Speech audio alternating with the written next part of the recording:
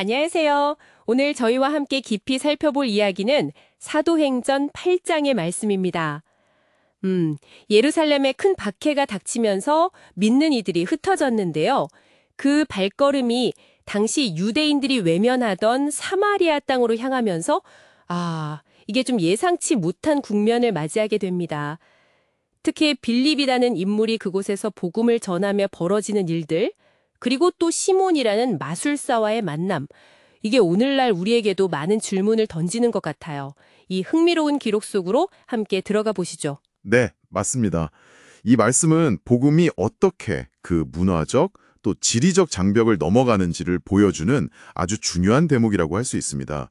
이게 단순히 어떤 사건들을 나열하는 게 아니라 그 과정에서 드러나는 인간적인 반응들, 또 성령의 그 역동적인 개입, 이런 것들을 좀 주목해야 하거든요. 그래서 당시 사마리아라는 공간이 갖는 의미부터 먼저 짚어보는 것이 좋을 것 같습니다. 맞아요. 왜 하필 사마리아였을까요? 다른 유대 지역으로 갈 수도 있었을 텐데 말이죠. 사마리아, 거기가 원래는 그 북이스라엘의 중심지였어요.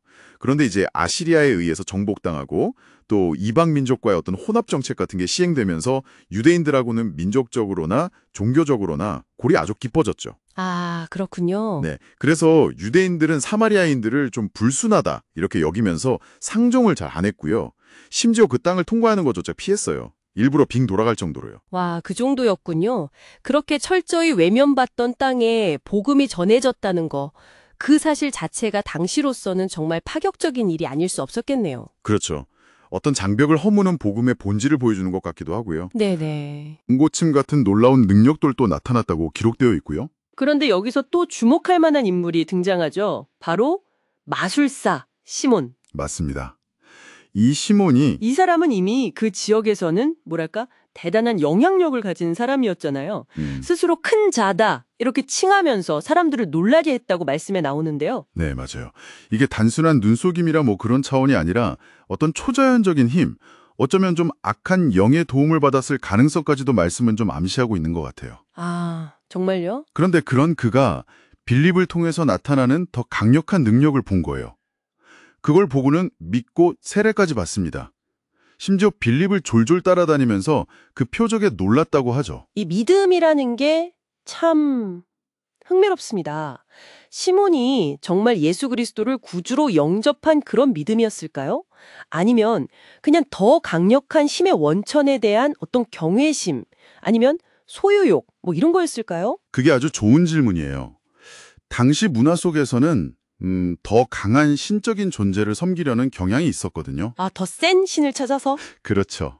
그러니까 시몬의 믿음이라는 게 어쩌면 자기가 가진 힘을 능가하는 더 우월한 능력, 이걸 하나의 영적 기술처럼 얻으려고 했던 그런 동기에서 비롯했을 가능성이 높다는 거죠. 진정한 회심이라기보다는 더 강력한 힘을 향한 어떤 세속적인 욕망의 발현일 수 있다. 이런 해석이 충분히 가능합니다.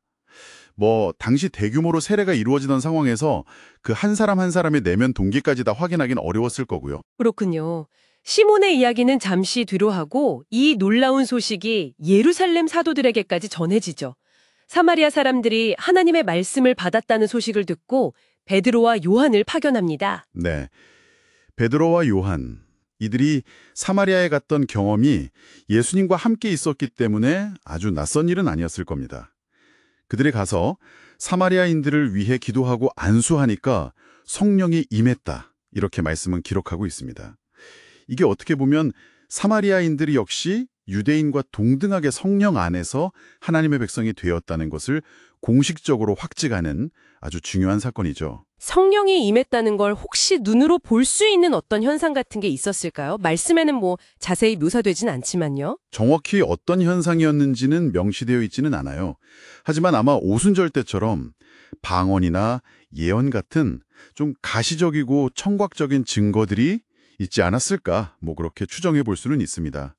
근데 여기서 진짜 중요한 점은 이게 전부 베드로와 요한, 그 사도들의 능력으로 이루어진 게 아니라는 거예요. 성령께서 그 사도들을 도구로 사용하셔서 직접 일하셨다는 사실, 이게 중요합니다. 복음 확장의 주체는 결국 사람이 아니라 성령님이신 거죠. 네, 그렇군요. 오늘은 박해라는 고난이 오히려 복음 확장의 기회가 되어서 유대 사회의 변방으로 여겨졌던 사마리아 땅에까지 말씀이 전파되고 성령이 임하는 그 놀라운 과정을 함께 살펴보았습니다. 특히 그 권능을 갈망했던 시몬의 모습은 참 많은 생각을 하게 만드네요. 그랬습니다. 시몬의 이야기는 어쩌면 겉으로 드러나는 기적이나 능력, 이런 것만 쫓는 신앙이 가질 수 있는 함정을 보여주는 것 같아요. 진정한 믿음이라는 건 그런 초자연적인 현상에 대한 감탄을 넘어서 예수 그리스도와의 어떤 인격적인 관계 속에서 삶의 근본적인 변화를 추구하는 것임을 다시 한번 생각하게 하죠. 오늘 나눈 이야기 속에서 당신에게는 어떤 부분이 가장 깊이 다가오셨나요? 혹시 우리 안에도 더 큰 능력이나 어떤 특별한 경험만을 바라는 그런 시몬의 모습은 없는지 돌아보게 됩니다. 이 질문에 대한 당신의 답을 찾아가는 여정이 오늘 저희와의 이 대화를 통해 더욱 풍성해지기를 바랍니다.